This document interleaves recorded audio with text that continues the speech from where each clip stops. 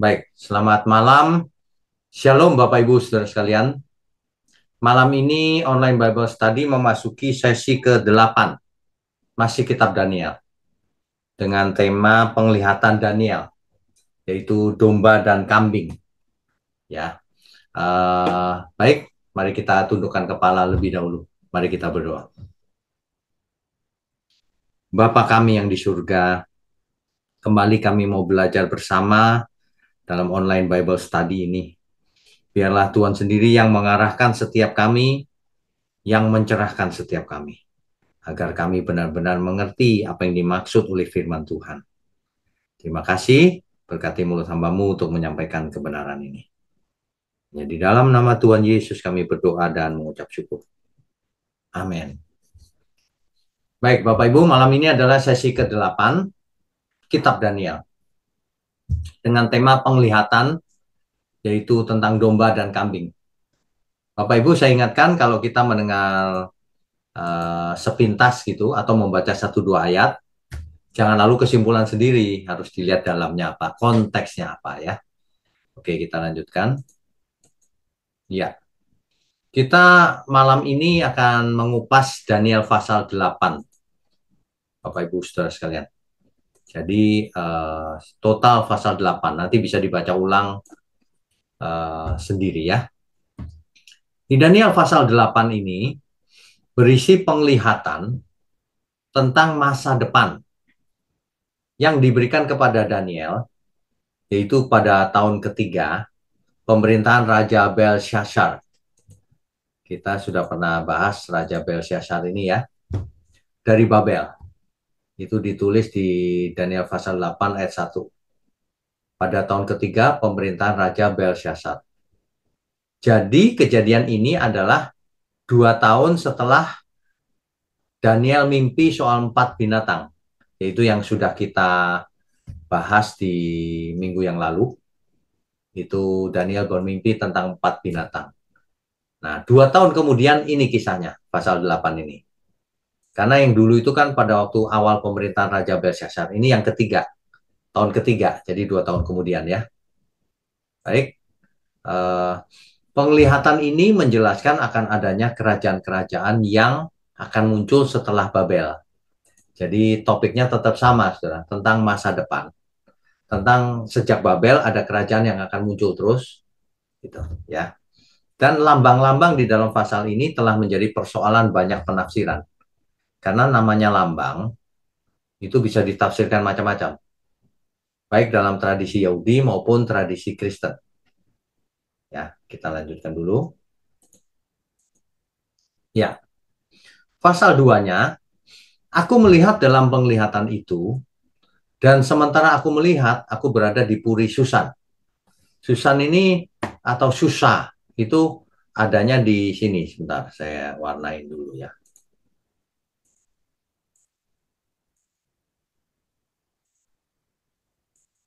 Ya, ini saudara. Kalau Babel itu ini, maka kota Susa atau Susan ini di sini adanya.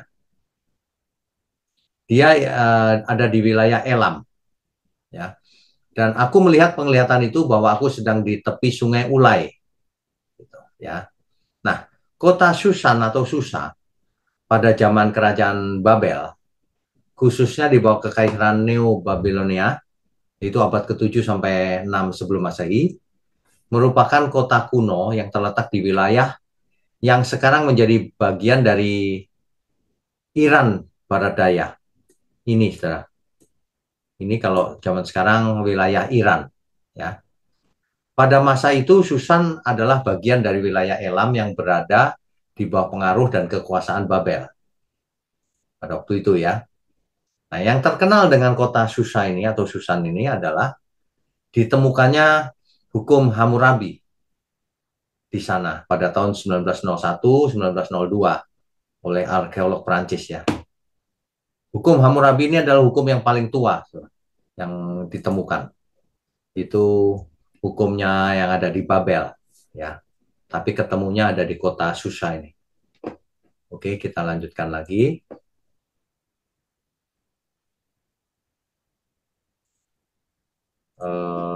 Sebentar.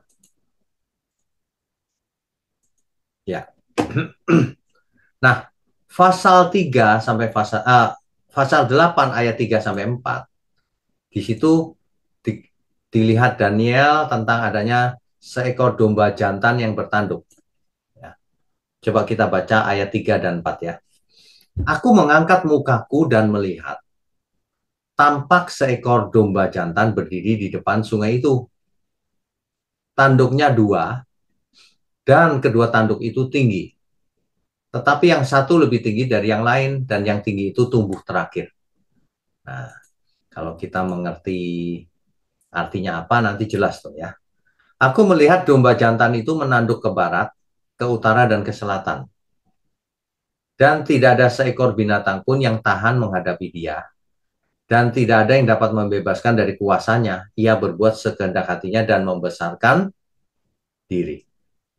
Domba jantan ini melambangkan kerajaan Media Persia. Kok tahu di ayat 20 dikatakan begitu? Bahwa domba jantan itu adalah Media Persia. Makanya tanduknya dua, Media dan Persia. Persia lebih kuat. Makanya tanduknya yang satu lebih tinggi, yang satu lebih rendah. Yang lebih tinggi ini Persia, yang lebih rendah ini Media. Ya. Domba jantan ini menguasai banyak wilayah. Karena Persia menguasai banyak wilayah ketika itu. Begitu ya. Jadi eh, itu penglihatan yang pertama. Nah, dari ayat 5 sampai 8 di situ dikatakan bahwa penglihatan Daniel melihat kambing jantan dengan tanduk. Ya. Tetapi sementara aku memperhatikannya, tampak seekor kambing jantan datang dari sebelah barat yang melintasi seluruh bumi tanpa menginjak tanah. Dan kambing jantan itu mempunyai satu tanduk yang aneh di antara kedua matanya. Ada satu tanduk yang aneh.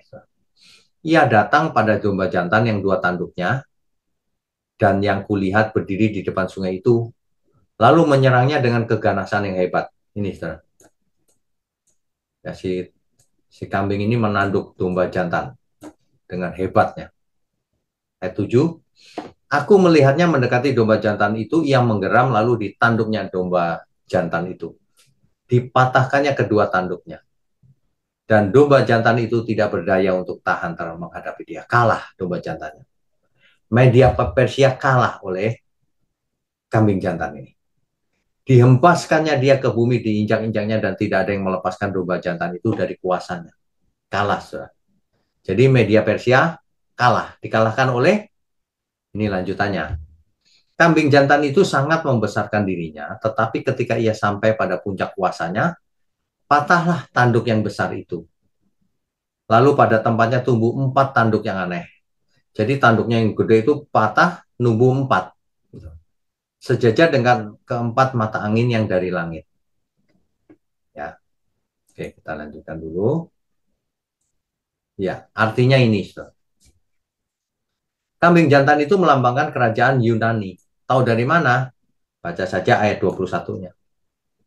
Diceritakan begitu. Dan tanduk besar yang cuma satu di tengah itu melambangkan raja pertamanya, Alexander Agung. Ya. Kambing jantan menghantam domba jantan, menghancurkan kedua tanduknya. Artinya mengalahkan kerajaan Media Persia, dua tanduk itu. Tanduk besar dari kambing jantan itu kemudian patah. Tanduk dari kambing besar ini patah. Ya. Artinya Alexander Agung mati, lalu digantikan 4 tanduk yang lebih kecil. Diganti menjadi 4 tanduk kecil-kecil. Nah, kita tahu dari sejarah bahwa setelah kematian Alexander Agung, maka kerajaan Yunani pecah menjadi 4 kecil-kecil. Itu arti daripada ini. Heran ya, bisa tepat. Ketika ini ditulis kan Yunani bahkan belum berkuasa. Ketika Daniel ini menulis ini, Yunani belum berkuasa loh. Masih Persia. Ya. Oke, kita lanjutkan. Nah, kemudian dari apa? 4 tanduk tadi, ada yang keluar tanduk kecil. Nah, ini aneh lagi. Maka dari salah satu tanduk itu muncul suatu tanduk kecil yang menjadi sangat besar ke arah selatan, ke arah timur, dan ke arah tanah permai. Tanah permai ini maksudnya tanah perjanjian, ya, Israel. Ia menjadi besar, bahkan sampai kepada bala tentara langit. Bala tentara langit ini bisa diartikan orang-orang kudusnya Tuhan. Ya. Dan dari bala tentara itu, dari bintang-bintang dijatuhkannya beberapa ke bumi dan diinjak-injaknya. Tentu saja ini figuratif ya, bukan berarti tanduk itu bisa ambil bintang di langit dibuang ke bumi, bukan. Ini figuratif. Ya. Bahkan terhadap panglima bala tentara itu pun ia membesarkan dirinya dan daripadanya diambilnya korban persembahan sehari-hari dan tempatnya yang kudus dirobohkannya. Ini tokoh yang satu ini, ya, nanti ini suatu tanduk kecil ini, dia merobohkan tempat kudus, ngacak-acak tempat kudus Tuhan. Bait Allah diacak-acak, artinya itu. Suatu kebaktian diadakan secara fasik, ada kebaktian lain di bait Allah nanti. Menggantikan korban sehari-hari, kebenaran diempaskannya ke bumi. Dan apapun yang dibuatnya semuanya berhasil. Tokoh ini menang. Ya, itu ceritanya. Nah, artinya ini. Tanduk kecil itu artinya ini. Dari salah satu tanduk kecil ini muncul sebuah tanduk kecil lain yang tumbuh besar dan kuat. Nah, ini dia. Mencapai ke arah selatan timur ke arah tanah permai. Tanduk ini melambangkan seorang raja yang akan muncul. Yang di kemudian hari kita tahu ternyata itu adalah Antiochus IV Epiphanes. Itu yang dimaksud dengan sebuah tanduk kecil lain. Seorang raja dari dinasti Seleucus. Bapak Ibu ingat ya tadi ya, uh, setelah Alexander Agung mati, Yunani menjadi 4 kerajaan kecil. Nah, salah satunya dinasti Seleucus ini, saudara. Nah, ternyata Epiphanes dari dinasti ini kemudian menganiaya bangsa Israel dan menajiskan bait Allah. Bait Allah dinajiskan, saudara. Ya. Antiochus IV juga menghentikan persembahan harian di bait Allah dan menempatkan pembinasa keji. Yang dimaksud pembinasa keji di sini kemungkinan besar merujuk pada patung Zeus. Jadi karena hari itu Yunani menang, maka budaya Yunani dipaksakan ke semua bangsa, termasuk orang Yahudi. Agama-agama Yahudi dilarang, kalau masih melakukan dibunuh. Bahkan bait Allah diacak-acak, ditaruh patung Zeus di dalamnya situ. Pembinasa keji itu Zeus ketika itu. Semua harus menyembah di sana. Ini yang dinamakan menajiskan bait Allah. Ya. Terus Epiphanes dibuat patungnya, lihat saudara ini. Dia sedang bawa babi ini. Jadi ini untuk menghina orang Yahudi. Jadi babi itu kan haram menurut hukum Taurat. Dia malah mempersembahkan babi di dalam bait Allah. Begitu. Ini pembinasa keji disebutnya. Ya. Oke, kita lanjutkan. Ya. Daniel mengalami kesulitan memahami penglihatan tersebut. Tadi kan sudah saya jelaskan karena saya sudah mundur ke belakang. Tadinya Daniel mengalami kesulitan. Ini artinya apa ini gitu. Tapi kemudian malaikat Gabriel dikirim untuk memberikan penjelasannya.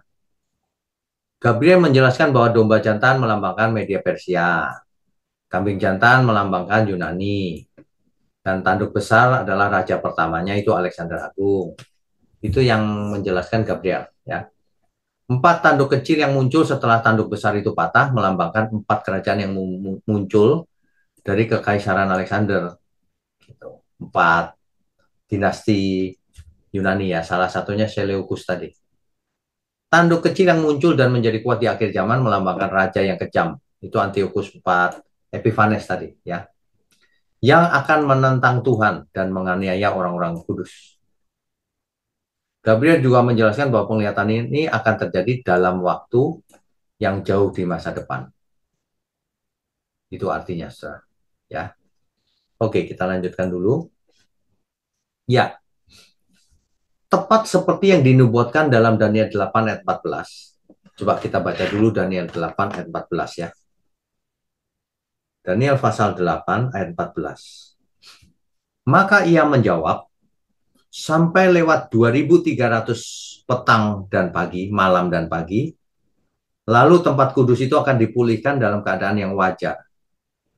2300 siang dan malam, 2300. Nah, nubuatan ini 2300 malam dan pagi ini, setelah itu tempat kudus itu akan dipulihkan. Ternyata benar. Setelah Antiochus IV Epiphanes menajiskan bait Allah, 3 tahun kemudian, ya, 3 tahun kemudian itu kurang lebih ya, itu bait Allah ditahbiskan kembali oleh Yudas Makabe pada tahun 165. 165, ya. Nah, peristiwa inilah yang diperingati sebagai Hari Raya Hanukkah, yaitu bait Allah yang tadinya sudah dinajiskan, ada patung Zeus, penyembahan berhala, kemudian terjadi pemberontakan Makabe kan, bait Allah direbut, menang dalam pimpinan itu Yudas Makabe, kemudian bait Allah menormalkan lagi fungsinya, itu Hanukkah, ya. Nah, pertanyaannya, saudara, apakah nubuatan dalam Daniel 8 hanya mengacu kepada Antiochus IV Epiphanes saja, yang dimaksud dengan pembinasa keji itu, atau juga tentang seorang tokoh di masa depan? Itu jadi topik yang sering dibahas dalam studi teologi dan eskatologi, menjadi debat, saudara, yaitu doktrin tentang akhir zaman. Banyak penafsir Alkitab, baik dalam tradisi Yahudi maupun Kristen, telah merenungkan kemungkinan bahwa nubuatan ini memiliki lapisan ganda, yaitu penggenapan yang dalam waktu dekat, yaitu digenapi oleh Antiochus IV Epiphanes tadi, dan penggenapan di akhir zaman, yaitu antikris. Nah, ini yang dicurigai ini antikris. Kalau Epiphanes, nggak terlalu, meskipun dia kejam ya. Kita lanjutkan dulu. Nah, ini. Jadi ada yang namanya penafsiran secara historis. Sejarah, ya. Secara historis, Antiochus IV Epiphanes sangat cocok dengan deskripsi tanduk kecil dalam Daniel 8. Memang cocok. Ya. Nah, tindakannya yang kejam dan brutal terhadap orang Yahudi, penajisan bait Allah, dan upayanya untuk menghapus agama Yahudi sangat sesuai dengan nubuatan dalam Daniel pasal 8. Ya. Nah, banyak penafsir menganggap bahwa Epiphanes itu adalah penggenapan langsung dari nubuatan ini. Khususnya karena tindakannya yang begitu jelas sesuai dengan deskripsi yang diberikan dalam kitab Daniel. Sesuai nubuatan itu. Tetapi, nah ini ada tetapinya. Tetapi Daniel 8 ayat 25, coba kita baca ya. Daniel 8 ayat 25. Dan oleh karena akalnya, penipuan yang dilakukannya akan berhasil. Ia akan membesarkan dirinya dalam hatinya, dan dengan tak disangka-sangka banyak orang akan dibinasakannya. Juga ia akan bangkit melawan raja segala raja. Raja segala raja artinya siapa? Tuhan sendiri. Ia bangkit melawan Tuhan, saudara. Tetapi tanpa perbuatan tangan manusia, ia akan dihancurkan. Itu oleh perbuatan Tuhan pasti, bukan tangan manusia. Ya, itu maksudnya.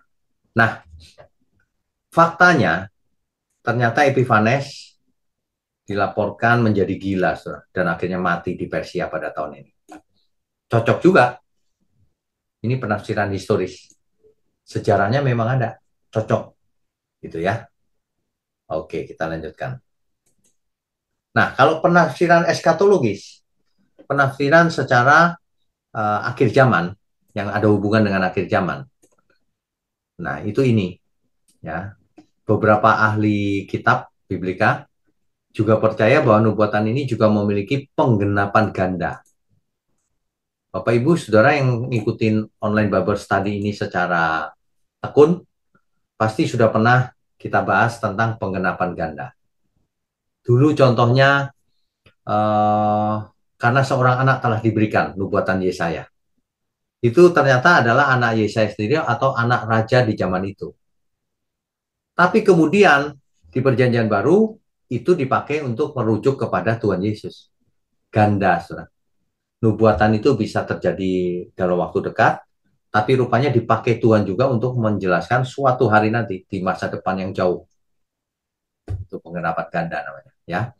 Jadi dengan demikian Antiochus IV Epiphanes ini sebagai bayangan atau tipe dari seorang tokoh yang lebih besar yang akan muncul pada akhir zaman.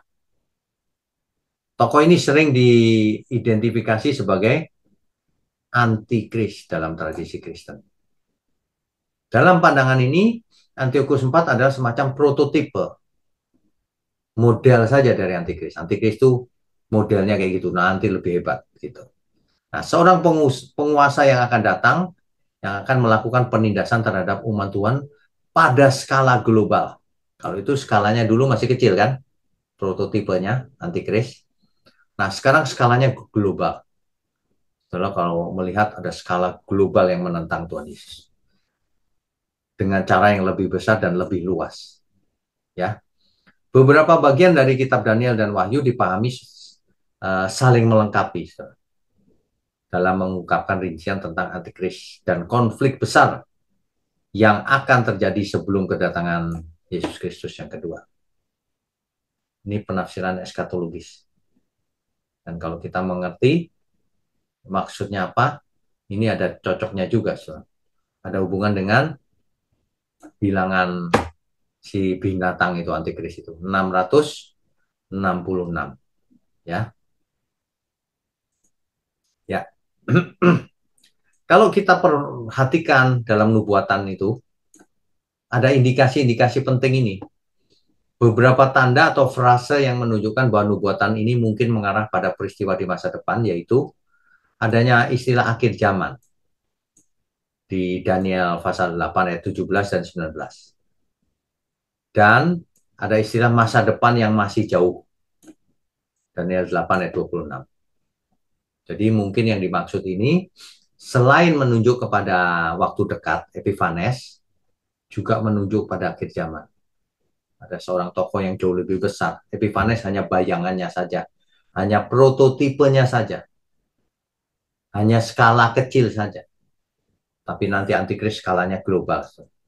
Skala dunia. Ya. Nah, dalam penafsiran ini, tindakan Antiochus IV Epiphanes tadi dianggap sebagai pra-penggenapan dari tindakan yang akan diambil oleh antikristus pada akhir zaman. Seperti pembinasa keji berdiri di tempat kudus. Kalau yang dimaksud oleh penggenapan dalam waktu dekat, di zamannya Daniel setelah itu, kan yang dimaksud pembinasa keji ini berdiri di tempat kudus adalah patungnya Dewa Zeus di bait Allah. Di dalam bait Allah loh, saudara. Ya, baca Daniel 11 ayat 36. Daniel 11 ayat 36. Raja itu akan berbuat sekehendak hati. Ia akan meninggikan dan membesarkan dirinya terhadap setiap Allah. Juga terhadap Allah yang mengatasi segala Allah. Ia akan mengucapkan kata-kata yang tak senonoh sama sekali. Dan ia akan beruntung sampai akhir murka itu. Sebab apa yang telah ditetapkan akan terjadi. Jadi Daniel 11 ayat 36 tentang pembinasa keji itu. Tetapi, saudara, kan Epiphanes akhirnya mati. Antiochus IV Epiphanes ini. Kalau sudah mati ya sudah, sekarang sudah tidak bahaya tentunya ya. Tapi yang dimaksud ini adalah bahaya akhir zaman. Coba kita baca Matius 24 ayat 15. Matius 24 ayat 15. Saya bacakan ya. Jadi apabila kamu melihat pembinasa keji berdiri di tempat kudus, menurut firman yang disampaikan oleh Nabi Daniel, para pembaca hendaklah memperhatikannya. Ini peringatan diberikan setelah zamannya Epiphanes lewat loh. Jadi pasti yang dimaksud Matius 24 ayat 15 ini bukan Epiphanes.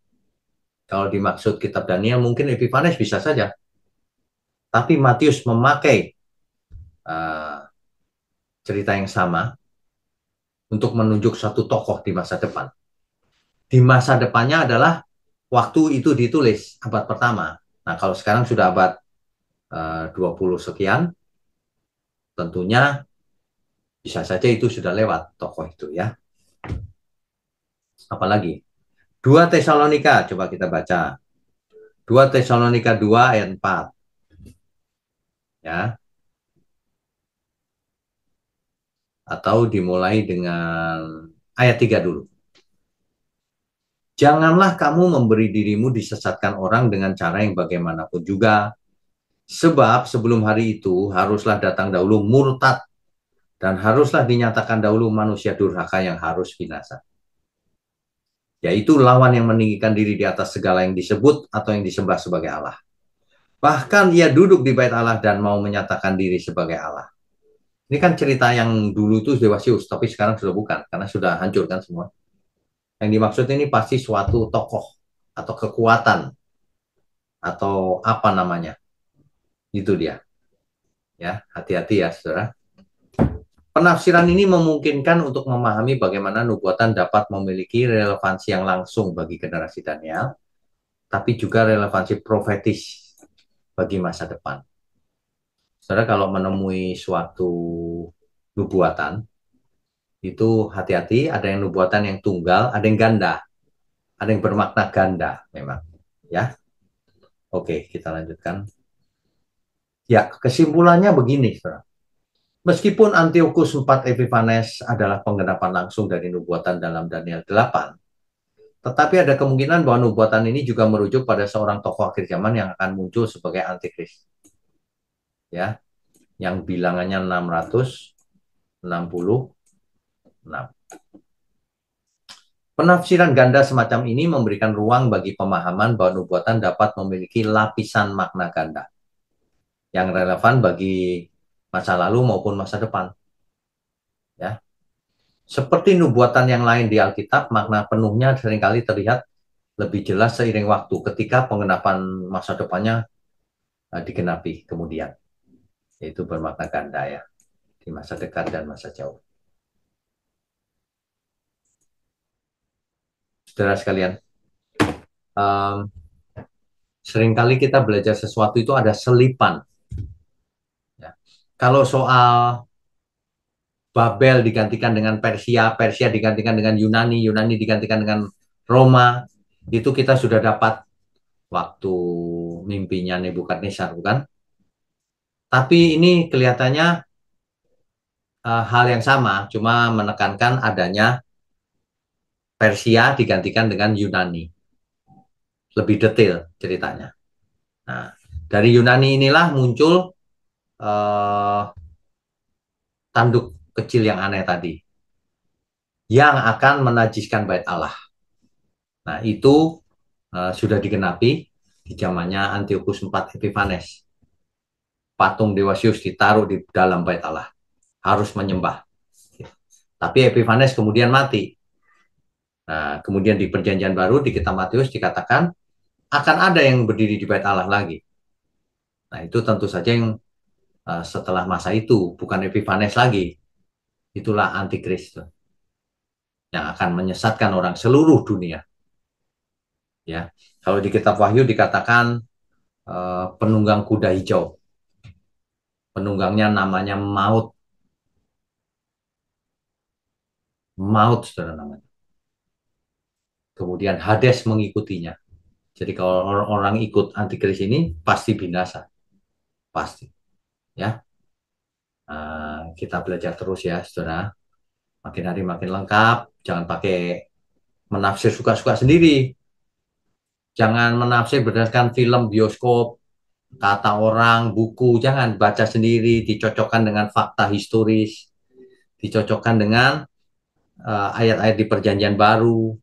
Apakah benar maknanya gitu. Ya. Begitu ya, saudara. Mari kita lanjutkan dengan diskusi dan tanya jawab. Bapak Ibu Saudara boleh kalau ada yang mau bertanya silakan. Sebentar saya buka dulu mic-nya. Oke, yang pertama mau bertanya Pak Terry silakan. Ya, Ya, shalom. Selamat malam Pak Winyam. selamat malam. Ya, tadi saya ini muncul aja. Ya, Ini di dalam kitab Daniel itu tadi singgung ada kayak tanduk kecil gitu. ya, Kenapa selalu tanduk gitu loh? Dan itu kayak di Wahyu juga tanduk. Apakah tanduk itu juga sama dengan, maksud saya, berhubungan dengan kekuasaan?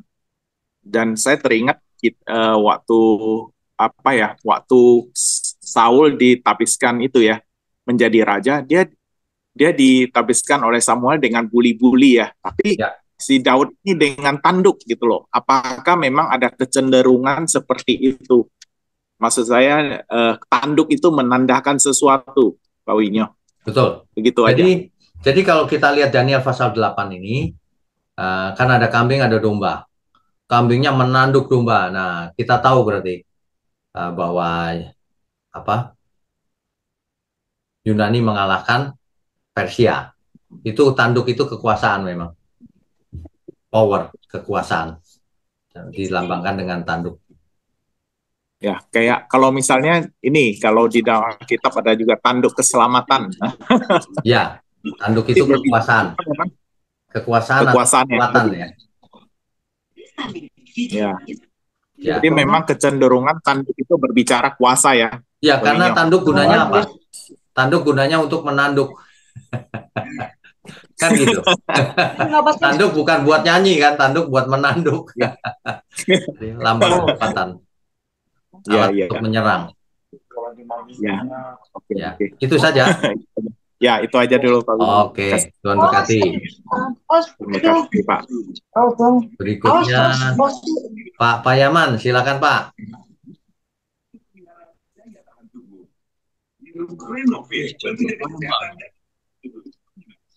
Shalom, selamat malam Pak. Shalom, shalom. Mau mana? Ini itu mau ini itu akhir itu. Apakah ada kedengaran Pak? Ya, kedengaran, silakan. Apakah ada perbedaan atau persamaan ataupun semacam hubungan antara predestinasi dengan nubuatan Pak? Makasih Pak. Oke, beda Pak, beda. Kalau predestinasi itu Tuhan sudah menentukan jauh sebelum dunia ada.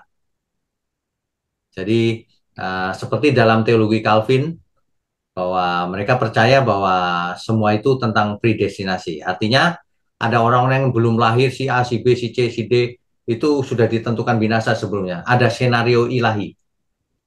Jadi nggak mungkin selamat karena jalan keselamatan ditutup oleh Tuhan. Terus ada lagi yang ditentukan untuk selamat. Itu predestinasi, Pak. Tapi kalau nubuatan tidak. Kalau nubuatan bisa dibagi dua juga. Nubuatan misalnya akan datang Mesias. Kalau itu pasti terjadi, Pak. Karena dari pihak Tuhan tanpa campur tangan kita. Tapi ada nubuatan yang berlaku di bumi. Nah, itu tergantung dari respon kita juga. Nubuatan bisa tidak terjadi kalau manusianya berubah. Contohnya, Niniwe itu akan binasa, Pak. Tapi kalau dia bertobat, nggak jadi binasa. Gitu. Nah, jadi beda, Pak. Nubuatan dengan predestinasi beda. Ya. Lagi, Bagaimana, Pak? lagi Pak ya, boleh Pak. Cukup. Itu saja, Pak. Itu lagi Pak, boleh Pak. Satu lagi boleh, Pertanyaan. boleh. Silakan.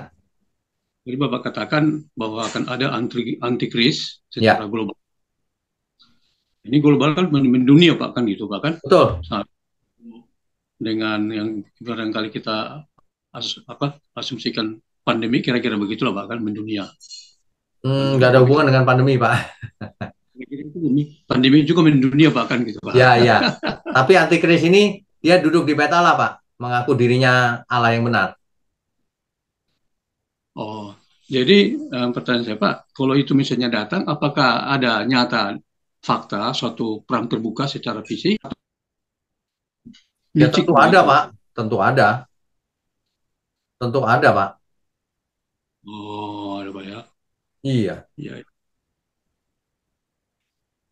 ya.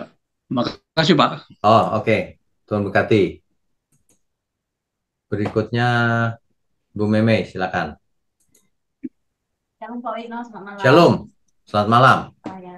Terima kasih Pak untuk kebenarannya Bapak sampaikan malam ini. Saya mau tanya ini Pak tentang penglihatan Daniel itu Pak. Eh, Gini Pak, setelah Musa menghancurkan hukum Taurat itu kan Pak, yang 10 hukum Taurat. Hukum Kenapa? apa Bagaimana? ketika Musa menghancurkan hukum yang 10 hukum Taurat? Maksudnya dua loh batu. Iya Pak. Itu kan Ya, oke. Musa kan udah menghancurkannya. Ya, Tadi kan saya temukan ini ada tuh hukum Hammurabi itu Pak. ya.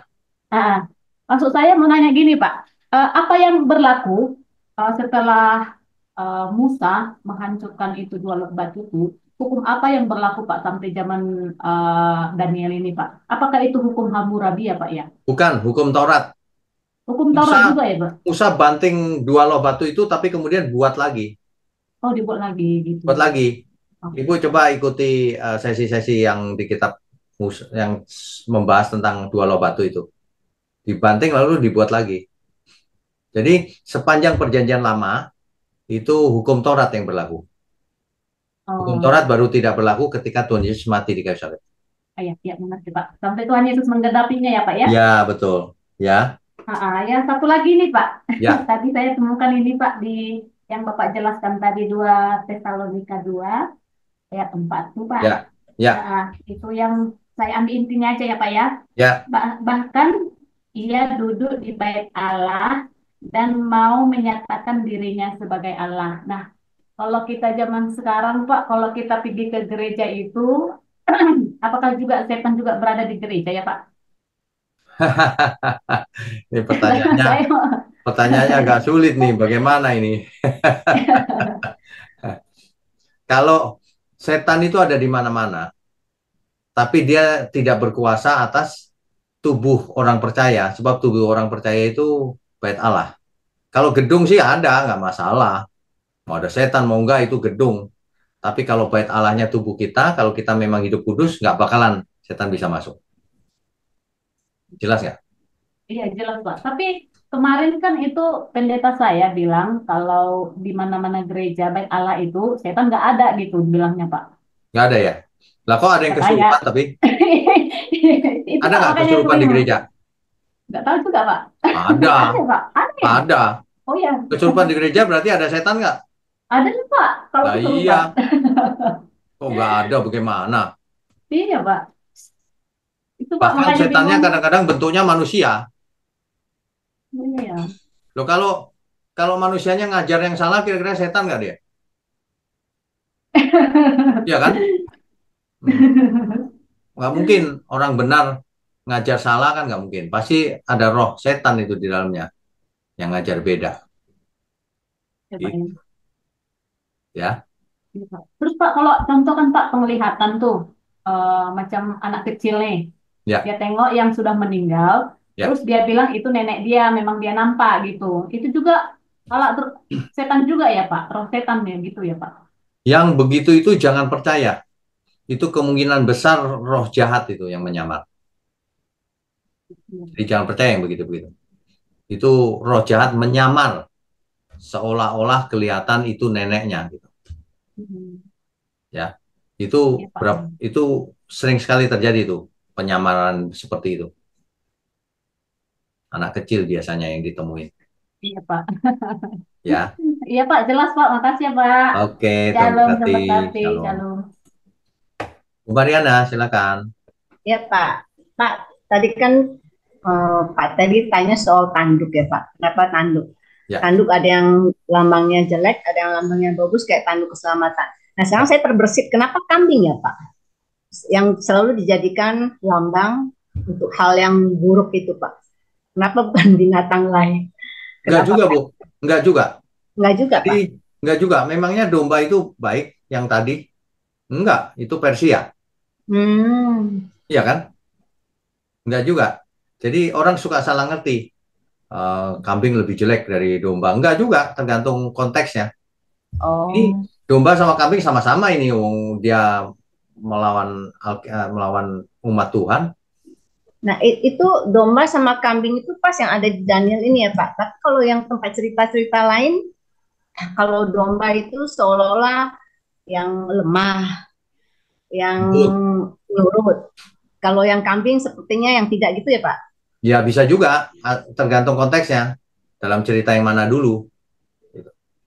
Dan sama seperti ilalang gitu ya Pak? Ilalang sama gandum. Oh ya, boleh. Enggak Pak? Boleh. Ya, bisa. Bisa. Intinya gini, apapun lambang yang dipakai, hewan apapun, pokoknya ada gelap dan terang gitu aja.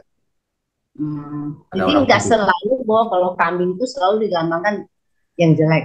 Karena kan Sama dengan kita gini, sering Bu. melihat, Sama dengan ah, begini. Ular selalu setan, siapa bilang? Ya kan? Enggak juga. nggak juga Orang, ya Pak? orang lupa ada satu ayat yang Musa disuruh buat Oh, tongkat ular hmm, kan patungnya. ya, ya, Barang siapa lihat ular itu dia sembuh. sembuh ya. Iya, Nah, ya. di perjanjian baru dipakai lagi ayat itu. Seperti Musa meninggikan Nehustan itu, patung ular Hmm, itu, demikianlah anak manusia akan ditinggikan.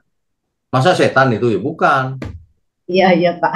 tergantung Karena konteksnya. mostly ya Pak, kalau misalnya gambar-gambar ini lambang-lambang itu pasti kambing dengan tanduknya itu. Ya, Jadi ya, orang akhirnya berpikir, jadi kalau kayak binatang ini udah pasti lambangnya lambang kejahatan aja gitu Pak. ya. Saya sarankan jangan begitu, sebab ular saja enggak begitu, ya kan? Iya, mesti ubah nih pola pikirnya. Ya, mesti rubah pola pikir. Jangan Heeh. stereotype. Iya betul Pak, nggak Lihat mesti ayatnya, stereotip. Mm-mm, lihat ayatnya. benar. Gitu. Ya Pak. Oke, makasih ya Pak Wi. Oke, Tom Kati. Masih ada lagi nggak? Flakos, Pak Flakos, silakan.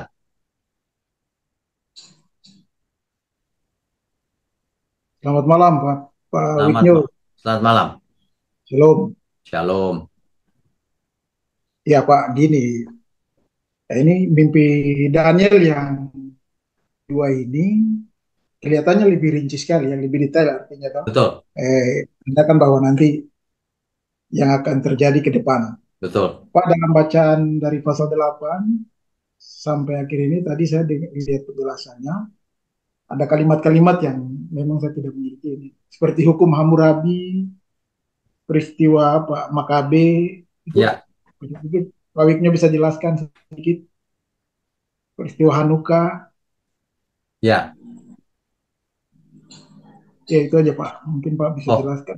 tadi sudah saya jelaskan, Pak, Iya, ya. singkatnya. Hukum Hammurabi itu seperti apa itu hukum Oh, Hammurabi? isinya nggak perlu dijelaskan, Pak. Itu hukum zaman itu, zaman kuno, nggak dipakai, Pak. Nggak ada yang pakai. Itu itu menunjukkan bahwa zaman dulu saja sudah ada hukum yang teratur, gitu. Isinya nggak perlu kita Kemudian Pak, pelajari. ya Pak, terus bagaimana apa yang harus kita lakukan ini untuk mengantisipasi nanti kalau seandainya kita depan dengan situasi-situasi saat ini atau di depan kita yang mengarah seperti ya anti-antikris yang ada di dunia saat-saat ini Pak. Ya kita jangan ikut antikris. Kalau ikut binasa. Kan Ya, ya. dikatakan yang nama orang itu maut. Hades mengikutinya. Masa kita mau ikut? Ya binasa. Barang siapa anti terhadap Yesus, dia binasa. Itulah antikris. Terus terakhir Pak, kalau dari mimpi ini kenapa tidak di apa artinya dinubuatkan tentang nanti kerajaan Romawi gitu Pak? Ada ya? Enggak, Yunani Pak tadi. Oh, iya. Ini cerita ini cuma sampai Yunani. Oh gitu. Iya. Kalau sampai Romawi yang mimpi sebelumnya, mimpi Nebukadnezar lengkap itu sampai akhir bahkan. Kalau ini Oh, lagi mau menekankan perpindahan dari Persia ke Yunani dan adanya antikris itu. baik, baik, baik ya. Itu saja Pak Itu Wigno. saja. Terima Baik. kasih. Oke, Shalom. terima Selamat kasih. malam. Malam. Pak Irwan Rusli terakhir kelihatannya ya. Silakan. Shalom, Pak Winyo. Shalom.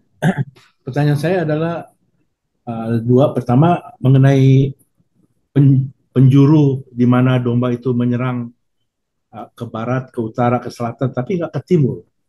Uh, itu pertama, Pak. Kedua, Baik, sebentar saya jawab dulu itu. Ya. Itu Pak, Persia adanya di mana Pak? Di timur. di timur. Nah, iya, makanya nggak menyerang ke timur kan? Yang diserang utara, barat, selatan. Karena dia Tapi ada di seperti timur. ke India atau ke jurusan India itu nggak. Nggak, mereka nggak ke sana. Ekspansinya kan ke arah sini, ke Oke. barat.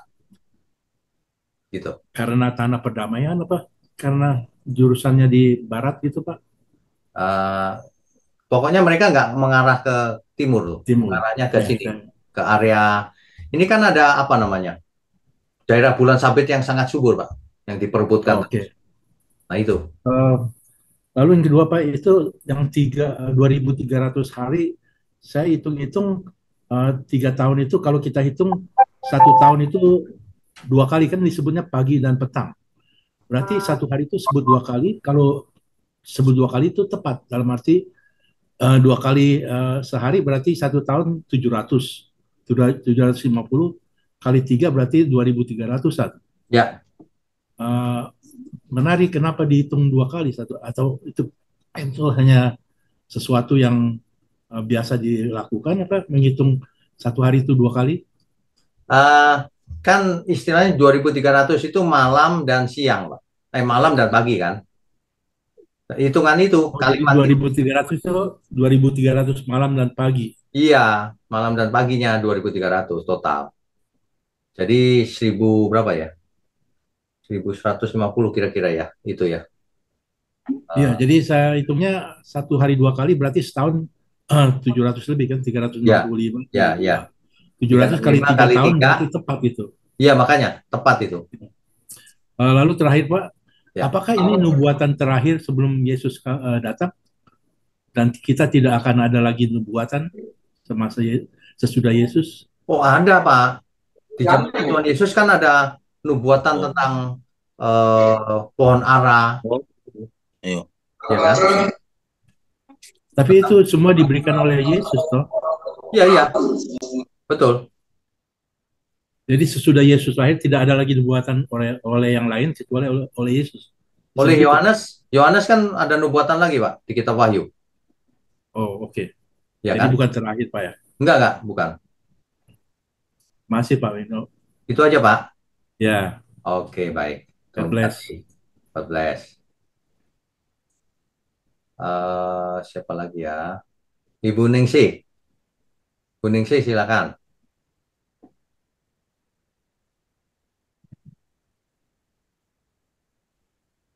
Silakan, Bu Ningsih. Malam Pak Winyo, Selamat malam. Salam. Shalom. Maaf saya nggak pakai video karena Gak apa-apa, gak apa-apa. signalnya terlalu jauh. Ya, Pertanyaan gini Pak, kan sebelum di akhir zaman ini kan akan sebelum kedatangan Tuhan kan akan ada kemurtatan. ya. Eh, saya minta sarannya Pak Winyo, karena kan di mana negara saya tinggal ini kan di sekolahan-sekolahan itu mengenai pendidikan LBGT itu udah dimasukkan ke kurikulum gitu loh Pak. Ya. Nah, bagi orang-orang yang anak ini kurikulumnya dari kalau di Indonesia mungkin di SMP ya. Dari SMP sampai SMA itu udah dimasukin ke kurikulum LBGT itu udah masuk ke LGBT. pelajaran lah. Ya. Nah, terus yang saya tanyakan ini bagaimana tanggapan Bapak untuk apalagi anak-anak kita sebagai orang-orang yang beriman gitu dalam menghadapi situasi ini gimana dalam Baik, menghadapinya. Soalnya kan sekarang banyak anak-anak yang umur 12 itu bergaul sama, kebanyakan bergaul sama orang-orang Kristen gitu loh Pak, karena mereka kan netral gitu loh. Jadi kita sebagai orang Kristen yang di sini dalam menghadapi seperti itu gimana gitu Pak. baik. Terima kasih Pak. Ya. Jadi dunia ini dari dulu memang begitu, Bu. Kita tidak bisa hidup steril sendiri di gua, nggak mau bergaul dengan siapapun gitu. Sekarang ini secara teknologi saja sudah terbuka. Orang mau artikel apapun ada, gampang didapat. Mau pornografi, mau LGBT, mau kekerasan, yang sadis-sadis, semua bisa didapat dengan mudah. Jadi saran saya, kita tidak bisa memprotek anak kita tidak melihat itu.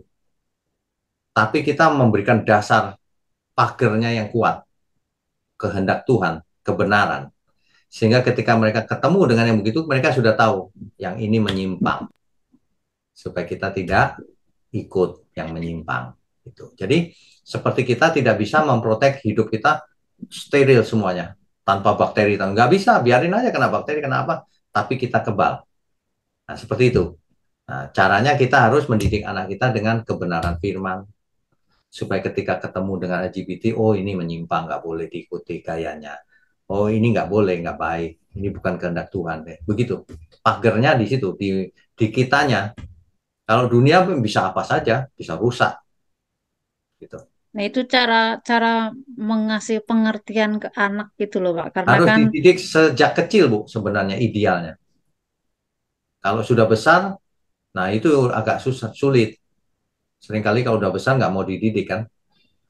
Sejak kan kecil. kalau ya, memang kalau di sini kan kalau dikasih pengertian mengenai firman Tuhan kan mereka kan itu tabu gitu loh. Terus dia pikir ah, it doesn't make sense gitu loh. Dia bilang nggak masuk akal dengan gitu. Jadi kadang kita sebagai orang tua cara cara menyampaikannya itu kadang bingung juga gitu loh, Pak. Kalau mereka pakai logika, kita sampaikannya pakai logika juga. Justru firman Tuhan itu make sense. Bukan doesn't make sense, make sense. Buktikan yang mana yang tidak make sense. Nanti saya buktikan filosofi orang sekarang yang nggak make sense. Misalnya, yang nggak make sense itu misalnya gini. Hidup cuma sekali aja kok. Nikmati aja, makan aja, nggak apa-apa ini. Itu nggak make sense tuh. Hidup cuma sekali aja, justru kita harus benar. Kebalik logikanya. Justru Alkitab ini sangat make sense. Kita harus dekat Tuhan itu make sense. Kalau nggak deket Tuhan, justru nggak make sense. Kamu mau deket siapa? Kok bisa apa? Nggak ada apa-apa. Di dunia nggak menawarkan apa-apa. Gitu. Jadi kalau mau pakai logika, boleh. Kita pakai logika yuk. Mana yang make sense? Kalau mereka menolak agama atau Alkitab, lah kau pakai buku apa? Nanti kita tunjukkan yang mana yang make sense. Nggak pakai apa-apa, lebih nggak make sense lagi. Kalau umurnya baru berapa, kok ngelawan yang ribuan tahun hikmatnya, wisdomnya lawan yang ribuan tahun, nggak make sense kok. Gitu. Betul. Ya Begitu, betul Bu. sih, Pak. Jadi kita Ya, mesti menyadarkan orang dengan cara berpikir dia juga. Mau pakai logika boleh, mau pakai apa lagi boleh. Sebab kebenaran dilihat dari sisi manapun tetap benar, Bu. ya betul Sayang sih. Ya, sekali memang orang tidak banyak yang apa ya mengerti dengan lengkap bahwa semua yang di Alkitab itu make sense. ya memang betul sih, Pak. Ya. Ya, Memang serba salah sih beda di negara saya tinggal ini kan orang-orangnya kan semua pakai logika gitu loh Pak. Jadi nah, untuk menjelaskan secara firman tuh kayaknya tabu buat mereka. Kita kayaknya itu kan cuma cerita-cerita. Maksudnya mereka nggak mau percaya dengan hal-hal seperti itu gitu loh Pak. ya. Kalau kalau misalnya itu cuma cerita, tapi kan ada buktinya. Ya, ya Sama dengan memang sih gini, betul ya. sama dengan gini. Nanti mereka percaya apa gitu ya.